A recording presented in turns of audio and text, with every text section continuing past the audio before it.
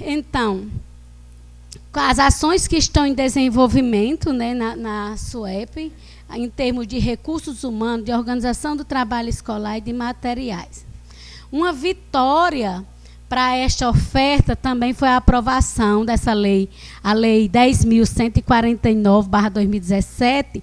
A última vez que eu estive aqui no auditório, eu falei isso para vocês, principalmente os gestores de direito que estavam aqui, que a gente estava nessa luta para aprovação de uma lei estadual que amparasse a contratação temporária dos professores da área específica, né?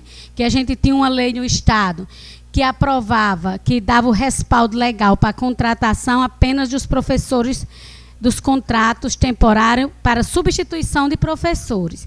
E com a alteração, esta lei 9.353, ela foi alterada por essa lei 10.149/2017, que inclui neste processo de contratação temporária os professores para atender a necessidade da educação profissional.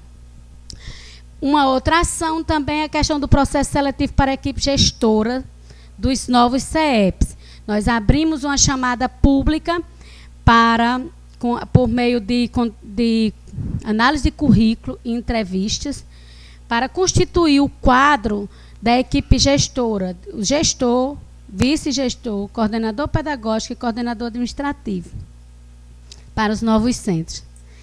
E isso a semana passada inteira eu fiquei de castigo na CORE, participando desse processo de entrevistas, né? A análise de currículo foi realizada pelo Instituto Kennedy, pelo IFESP, e as entrevistas de alguns gestores, para os gestores dos centros de educação profissional em tempo integral, foi realizada por uma empresa.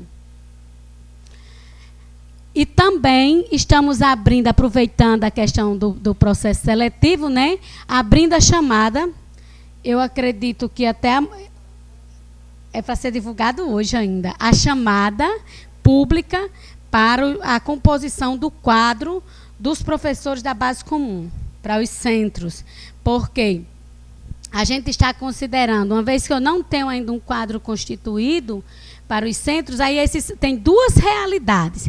Tem os centros que serão educação profissional integrada em tempo integral, e os centros que são educação profissional integrada sem ser tempo integral, ou seja, em tempo semi-integral, como as escolas.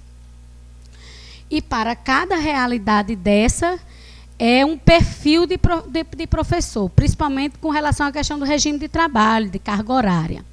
No edital da chamada pública vai estar explicando isso, né?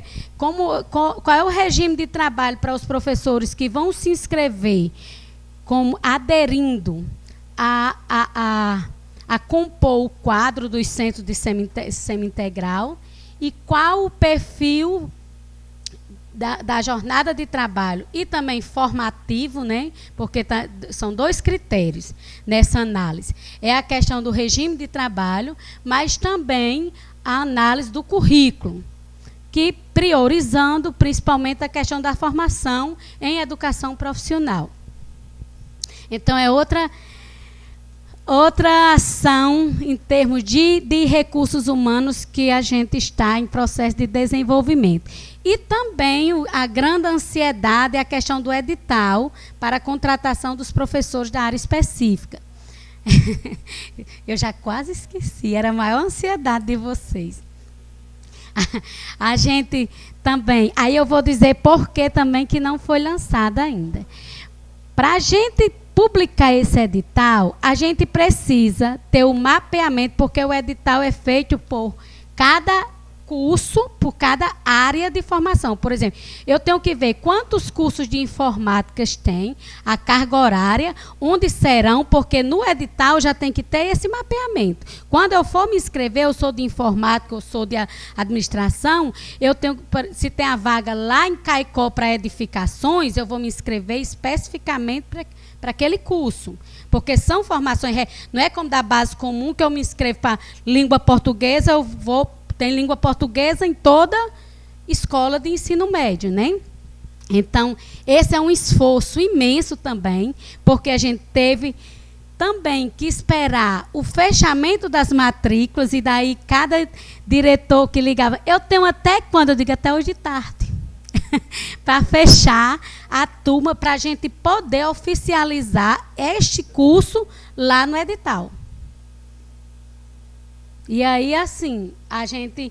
Até ontem já tinha escola me dando resposta que não tinha, que tinha 25 alunos, mas que tinha 15 nomes que estavam entrando, que os alunos tinham pedido vagas e que o nome estava na escola, mas que precisava entrar em contato com o estudante. Isso aí. Senão vou tomar o tempo da Vanzolina. E a organização do trabalho escolar, né? A organização do trabalho pedagógico.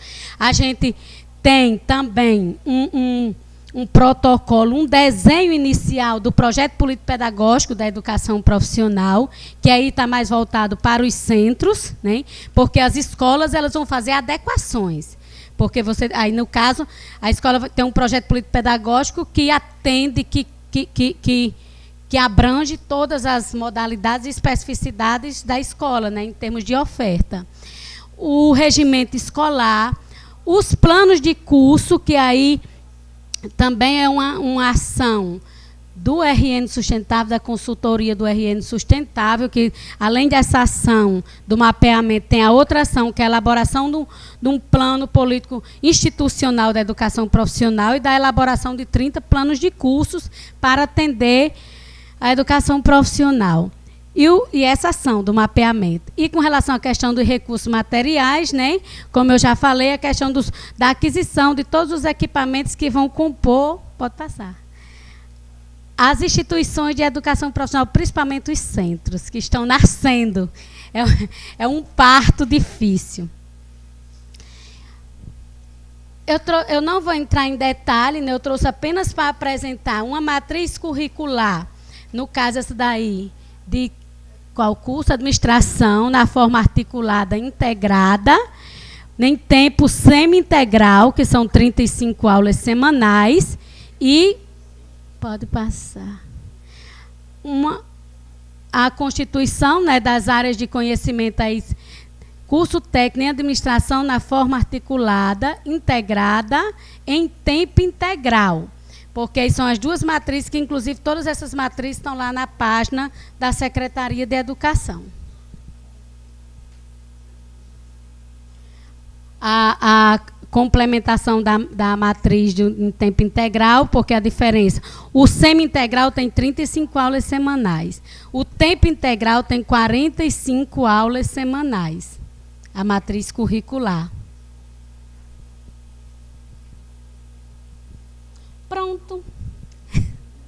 E aí, assim, a gente inicia esse trabalho, que inicia de público agora com vocês, mas ele iniciou há muitos dias, né? Com esse pensamento de que a alegria não chega apenas no encontro do achado, e que achado, mas faz parte do processo da busca, e ensinar e aprender não pode dar-se fora da procura, fora da boniteza e da alegria. E a gente não pode pensar em educação sem o nosso patrono da educação brasileira, o professor Paulo Freire, né?